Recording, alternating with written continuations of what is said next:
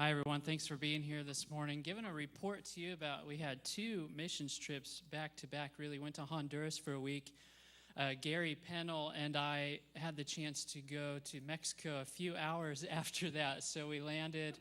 I took a 2-hour nap. Kelly, my wife, did my laundry, repacked my bags, which to the chagrin of first service, they chided me afterwards and said, my wife never, ever would do that for me. So sorry, guys, you gotta get one of those. But I'm very thankful. Yeah, I only say that in second service, not for, yeah. I always do this. I'll dig my own grave, so here I go. We had a great time. I just want to give you a highlight about Mexico first, although it was the second of the 2 trips, and hand it over to Elizabeth for Honduras. But we were a part of a mission that's been going on for over a decade in a small village in Mexico called Spujil, Xpujil, Mexico, in the Yucatan Peninsula, 6 hours southwest of Cancun. And we actually participated in the construction of over 17 different cisterns in the area. It's really great. You drive into the village, and you can see cisterns in almost every home. And so it's nice to know that this project has been dedicated to one area for so long.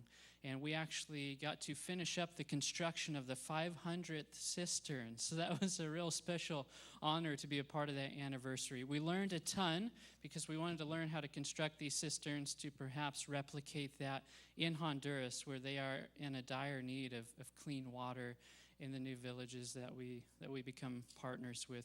I do just want to say, overall, between Honduras and Mexico, reflecting on this, it really reminded me of the role of a prophet. Although we go there, evangelistically speaking, it seems to replicate what a prophet does. Because when a prophet speaks out boldly or acts boldly in an area, it's not because they don't care about that area. It's actually because they care so much about the area. But not only that, they're able to do so because they've been dedicated to that area for so long, that they know the ins and outs of the people, the language, and the culture, that they're able to do something like that.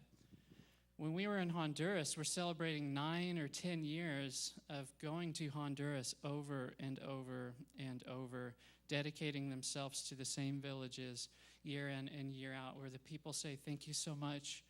You're the only people who come back. You're the only people who come back. And that is so special. It's so special to us. There was another missions team that stayed at the hotel that we did, about 50 or 60 kids. And we said, hey, what are you guys up to this week? They said, we're going to go to 5 different villages in 5 days.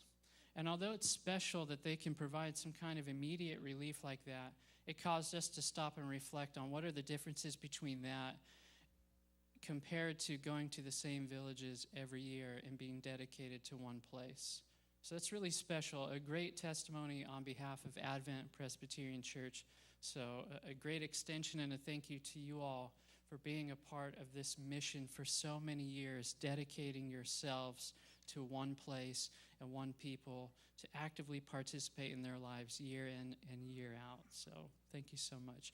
Now to hand it off to Elizabeth, I have this very important question for her on behalf of the church. How has your mission experience in Honduras affected your life here in the United States? Okay. All right, I wrote everything down so I won't talk forever and ever. Obviously, the simple answer is it makes me appreciate things that I would take for granted, like clean water and air conditioning and toilets that flush. But then I thought a whole lot deeper about it, and I thought it's really made Jesus more real to me. Being in both villages, Cebu and Ebenezer, and talking with women who had very little or sometimes even no food, and they had babies to take care of and kids to take care of, and they're saying how blessed they are, and they mean it. They're talking about how much they have to be thankful for, and they genuinely mean it, which really, in turn, made me examine or self-examine my own faith.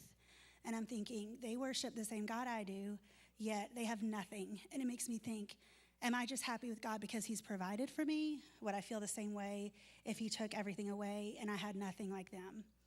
And finally, it's challenged me to be more authentic and genuine.